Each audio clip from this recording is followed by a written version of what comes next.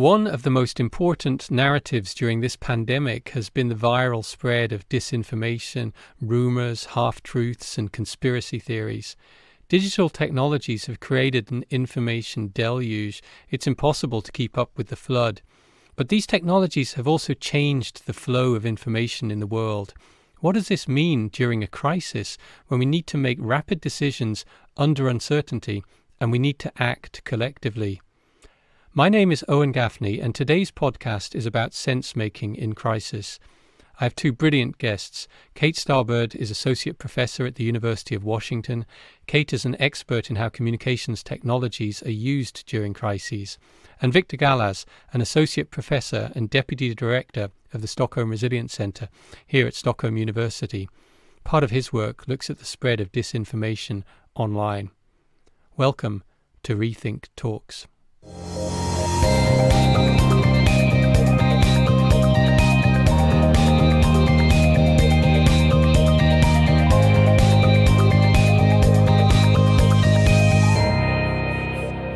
So, Kate, Victor, please introduce yourselves and tell us what is the most surprising thing that has happened in the last 6 months relating to misinformation, disinformation, and this pandemic.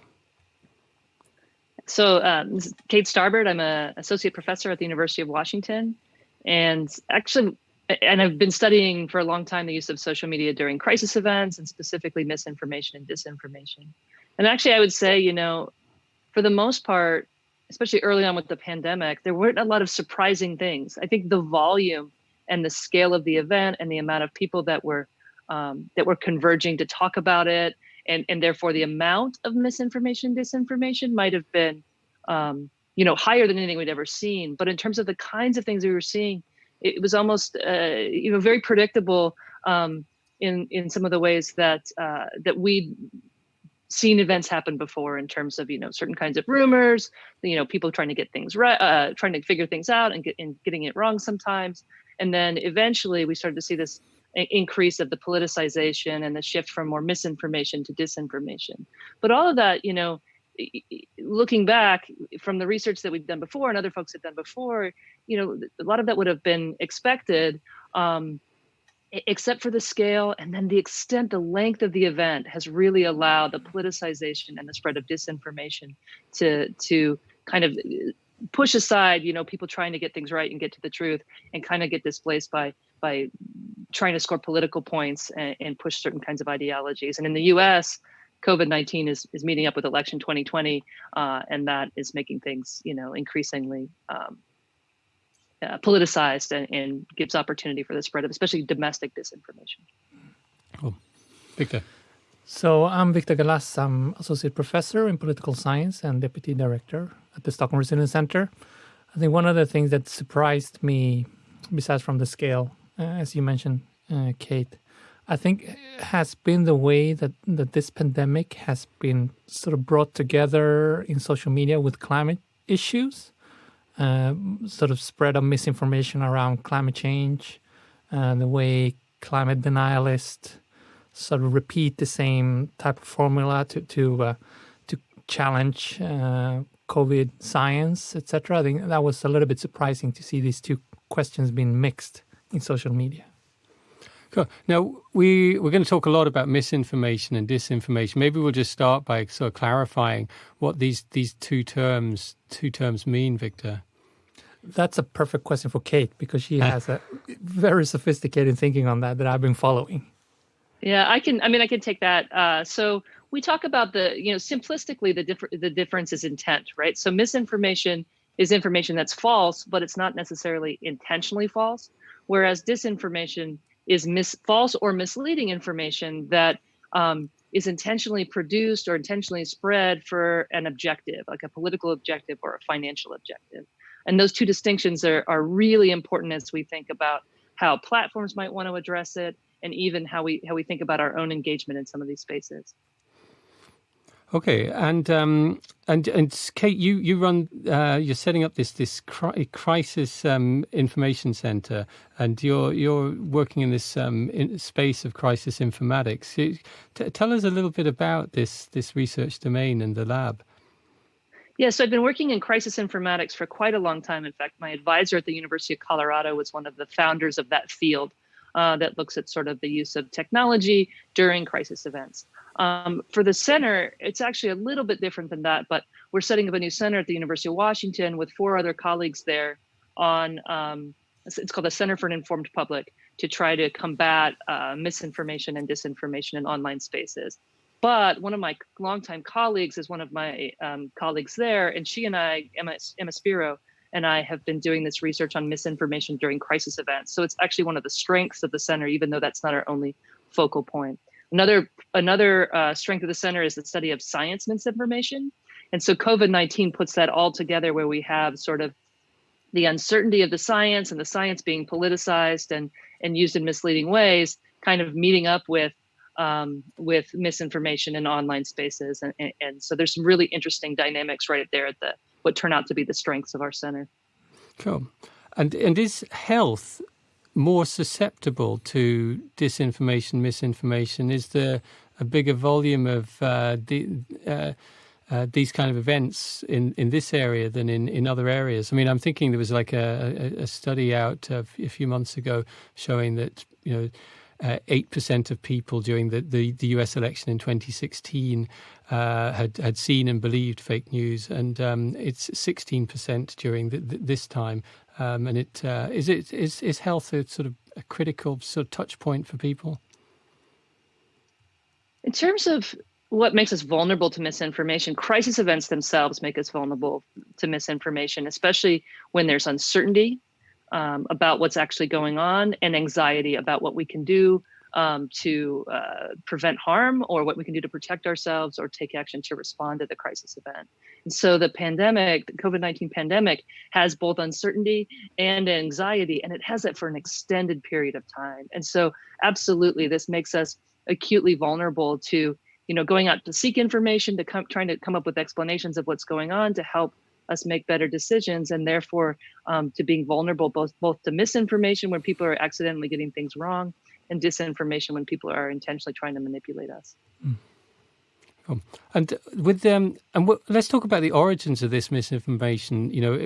Where with COVID, it's where is it coming from? We're seeing the EU blaming China for disinformation. We're seeing that the media is also a source in some ways of spreading disinformation and misinformation. And so, how do researchers think about these origins and the flows of the information? I mean, I can just mention the things that I've studied a little bit more closely, and then Kate can follow up. But I mean, the study that we did on the Eat Lancet planetary health diet report and misinformation around that report, and these reports around the climate and environmental benefits of the COVID-19 pandemic, that sort of misinformation grows very organically. I would say it's very, very bottom up. It's misunderstandings that sometimes are not intentional, sometimes are intentional, but that's very difficult to assess from the outside what the intent is. But it's just something that grows within these circles of people that are connected, have particular views on the world, and that just starts to diffuse. And of course, you do see much faster propagation of those misunderstandings when high-profile social media personalities picks it up. I mean, in the example of the Amazon and the Amazon fires last year, I mean, this tweets going around that the Amazon are the lungs of the planet and that they create 20% of the world's oxygen, which is not true. I mean, it's factually incorrect. But you see people like Cristiano Ronaldo tweeting that, and you see the French president. And that just moves very quickly in social media. So, I mean, what I've seen in the things that we've studied here, it's very, very organic. Yeah, I would echo that. There's this combination. We've been studying this of trying to differentiate between the organic components and the sort of intentional components. It's really hard because they're so integrated. And with a crisis event, most of the misinformation we were seeing, especially early on, is just this natural collective sense-making process of people trying to get it right. And sometimes they come up with with explanations that aren't quite correct. But when we see disinformation actors that try to manipulate the space come in, what they do is they selectively amplify misinformation that might might fit their objectives in some ways. They might try to shape those collective sense-making processes. And then we have conspiracy theory communities. So communities that have these shared epistemologies that are basically don't trust anything. And they generate these things just organically because of the way they see the world, and that spreads as well. And so we've got all of those dynamics, and then occasionally folks trying to seed the misinformation, seed the disinformation, and amplify it. And that can be a range of different actors. And here in the US, we've definitely highlighted, Russian interference in 2016 and showed where, certain accounts that are associated with Russia had been part of spreading disinformation. But currently, I mean, what we're seeing is mostly domestic efforts.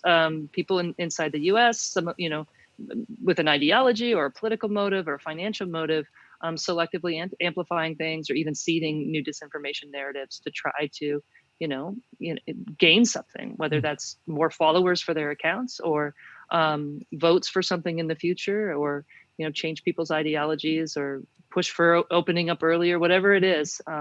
We see just a lot of folks, and social media makes it possible for a lot of different people and a lot of different entities to participate in that, with it being very difficult to figure out who they are. And it's been interesting. I mean, there's this now just so much more research coming out on the spread of information on social media. I mean, that's one of the benefits, is that we just have access to so much data on it. But it's it's fake news spreads faster than truth. In some way, there's been some interesting research in that space. Can we talk through a little bit about that? What are the dynamics there? Things that we know, I mean, from previous studies, yes. I mean, so fake news spread faster. Emotional content is also more widely distributed. Content that has images or visual is also tends to be much more seen as much more credible, and also is shared more widely.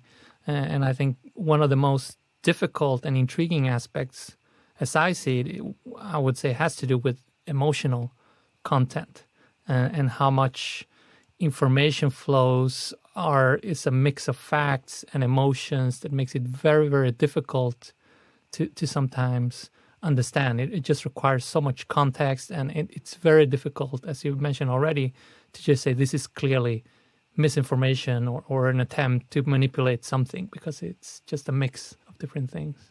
Let's talk about the bigger picture here. I mean, we had this like 20 years ago when sort of Google first came on the scene and said, we're going to reorganize the world's information and make it universally useful. And that everyone bought into that narrative. And then Mark Zuckerberg came along with the Facebook narrative that, we're going to connect the world, and we kind of bought into these Silicon Valley narratives that they weren't really challenged so much. They were just thought, oh, that seems like a good idea. What went wrong? I'm not sure who we is there, Owen. I don't know what you would say there, Kate. I think there were a lot of very and a very solid critique very early on. I remember this book from the late 2000, beginning of 2010 maybe, called The Myth of Digital Democracy, that really showed that the people and the groups using media it's not equally distributed. There's an elite and tends to be an advantage of stronger groups in society. Yeah, I mean, to be a little bit more, admit my own participation in some of that. I mean, I remember in our field, human computer interaction, going to conferences even 5 years ago, but certainly 8 to 10 years ago, there was really a celebration, not of the platforms themselves, but there's a lot of study of them and people talking about what might happen, a lot of celebration of like some of the revolutions that we saw as being possibly motivated by or facilitated by social media, with narratives that clearly were not as simple as some of the oh, look, Twitter is helping people in Tahrir Square. So I do remember being part of conversations, and in the crisis space, my dissertation research was actually on all the pro-social things that people do on social media during crisis events, how they come together, they organize volunteer efforts, people all over the world converging to help people in Haiti after the earthquake there. And so there was this sort of this novelty and this period of hopefulness, techno-utopianism about all of the things that those platforms could enable. And I remember being part of that to the extent of the research that I was doing was celebrating or describing, highlighting the ways that people organize online in productive ways. And then, as I became a professor, which was 2012, we started to notice a little bit more misinformation. People started talking about misinformation more in the context of crisis events and social media. And I thought, oh, yeah, but it's not that big compared to other things that I've been seeing. So let me go study that. And over time, as we studied it, it became a bigger and bigger part of the phenomena that we were seeing of people converging after crisis events. And then, around 2014, 2015, we began to recognize that it wasn't just accidental misinformation, which was what we had kind of been looking for based on the existing literature about rumors and crisis events. But a lot of it was intentional disinformation. And we were seeing these sort of networks that were maybe not designed, but that had emerged to facilitate the spread of disinformation. And so there really is both an early optimism that was way over the top, but also a change, I think, in how those platforms developed and how people began to use them and appropriate them in ways that became more and more toxic.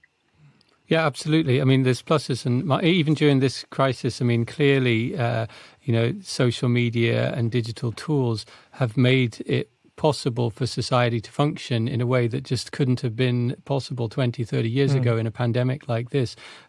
So this is, it's a very complex area. But at the same time, and you mentioned the election coming up in the US, I mean, it is, to what extent are they undermining democratic processes now?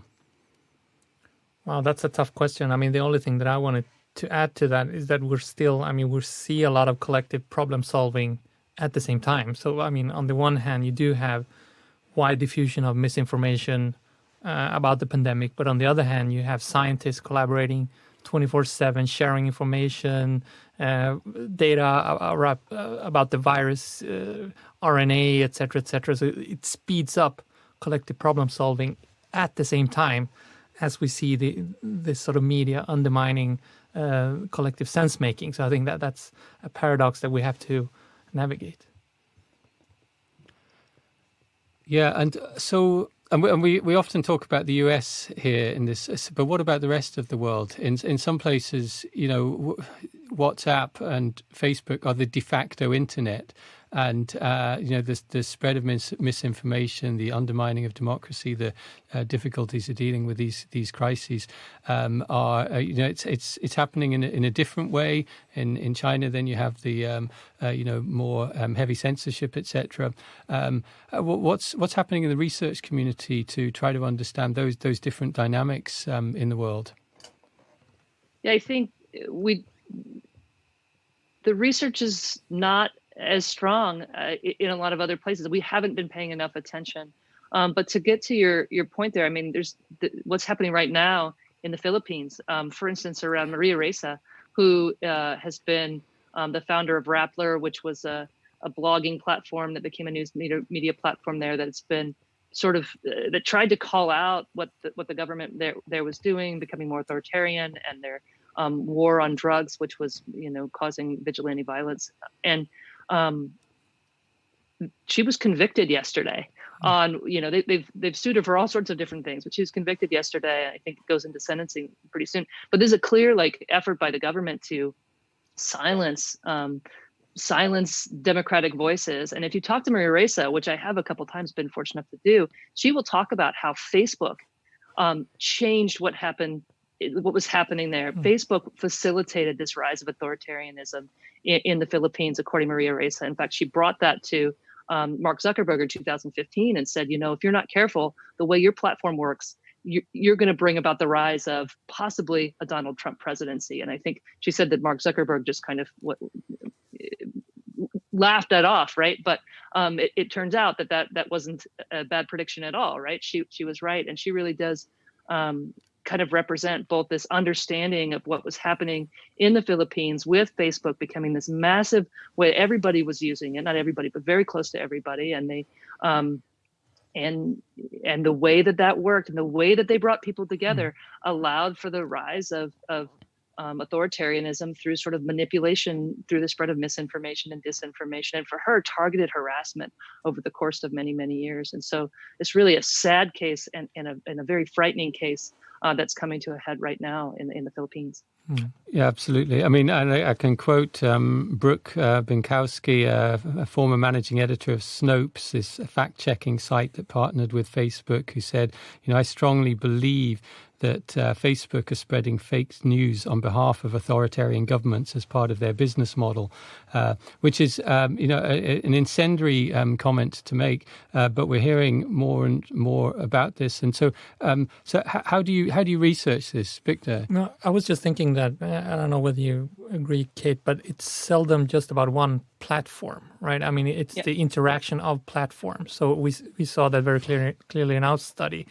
Of course, I mean, you do study Twitter because it's easy, but it connects to YouTube, it connects to conventional media, to blogs, TV shows, etc. So, I mean, you always get this mix of media formats. So that means that even though you manage to regulate or address one platform, it's embedded in a whole ecosystem of different other platforms, which makes it much more complicated. Right. Yeah, all these campaigns cross platforms. When you start to open up any one campaign, you're going to see, I mean, the Internet Research Agency accounts operated personas across, Snapchat, Instagram, Facebook.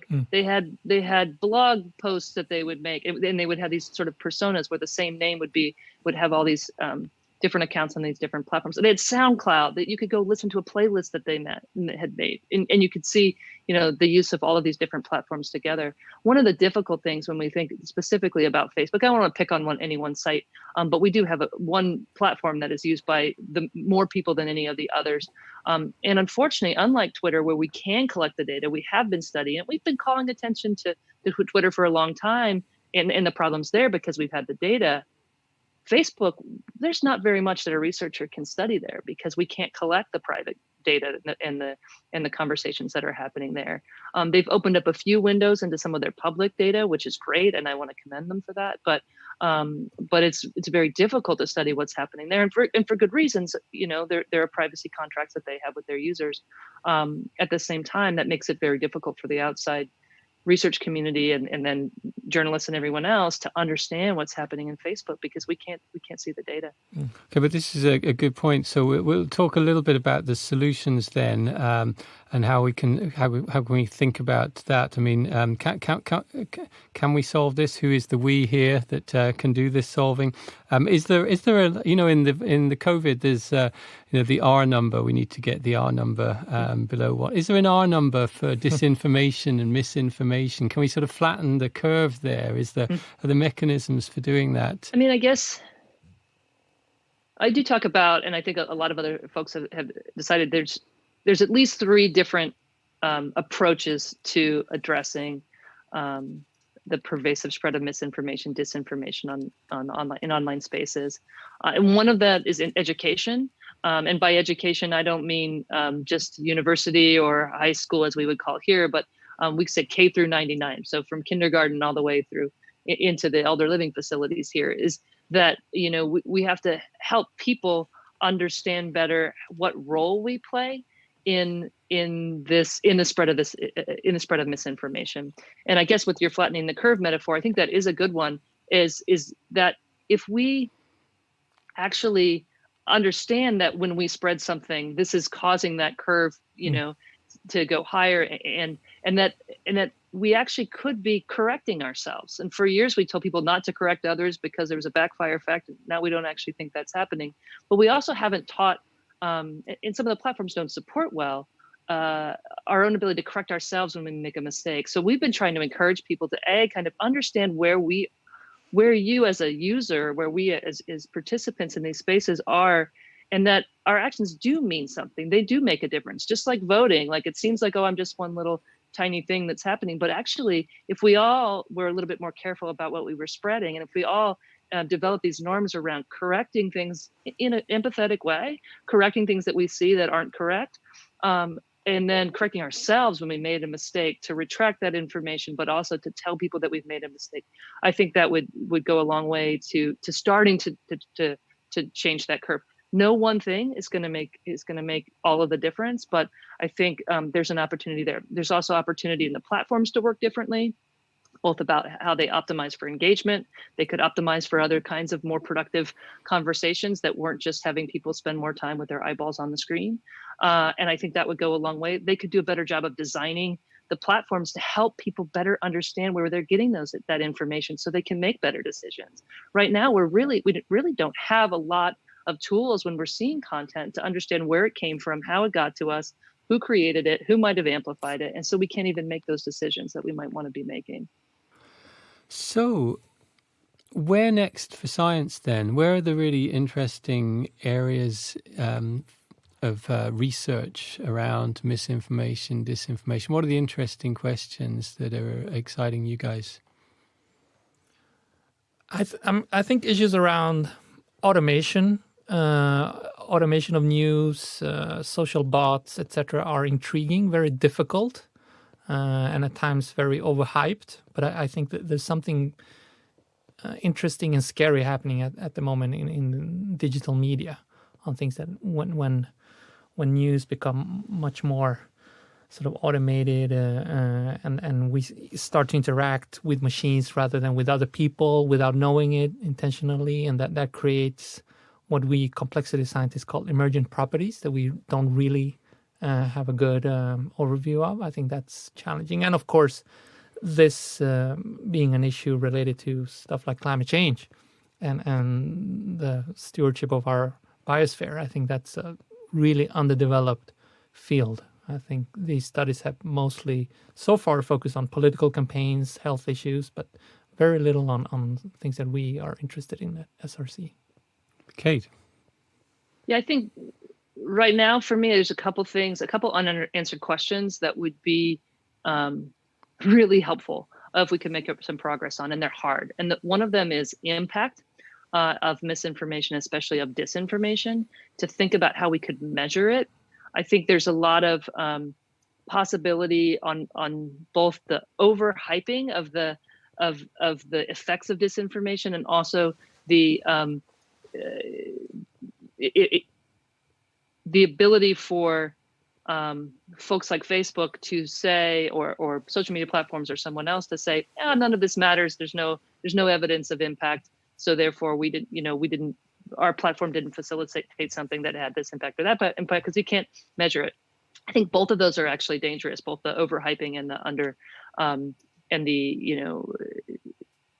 the ability to underplay what might be happening. So I think it's really important to figure out ways to measure not just the maybe first order effects, but second order effects on how disinformation changes norms, changes how people feel about institutions, things like trust, especially in our understanding of disinformation as sort of an attack on democratic institutions, where it undermines our ability to trust information, to trust each other, and to come together to kind of govern ourselves.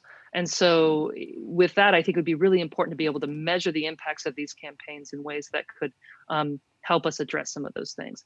On the other side, very different, I think there's a real opportunity on better designs of platforms to help people make better decisions. So how do we, not through censorship, not flattening the curve through censorship, but how do we help people have the information they need to make better decisions, whether that's showing them certain kinds of cues, forcing them to click through an extra box when they're retweeting someone that they don't know, whatever it is, showing them where, not just where the information they're looking at initially came through, but how did it get to you? Who was the big influencer that reposted that led that to get to you?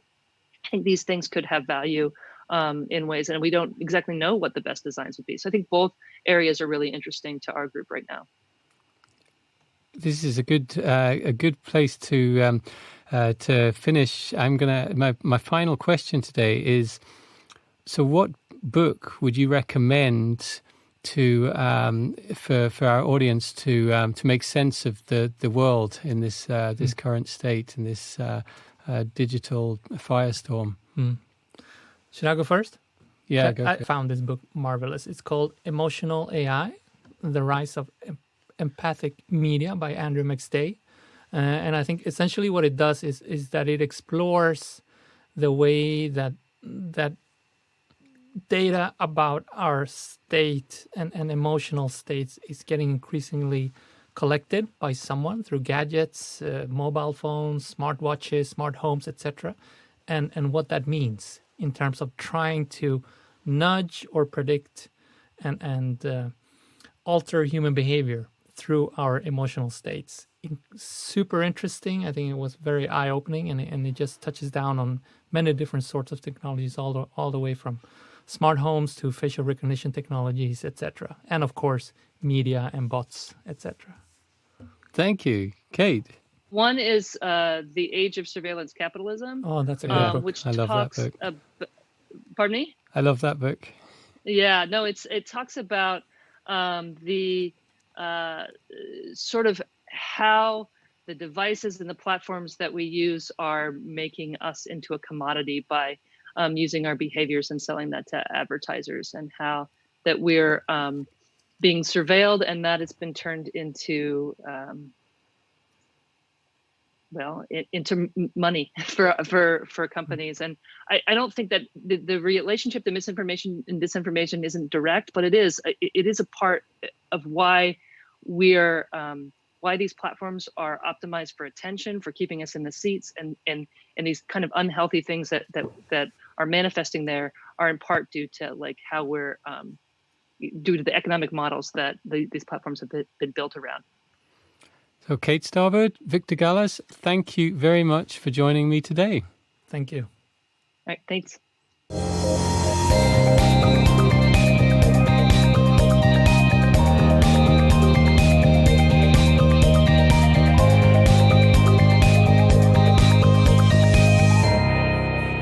You have listened to Rethink Talks, a podcast series produced by the Stockholm Resilience Centre at Stockholm University. For more episodes, head over to our website, rethink.earth.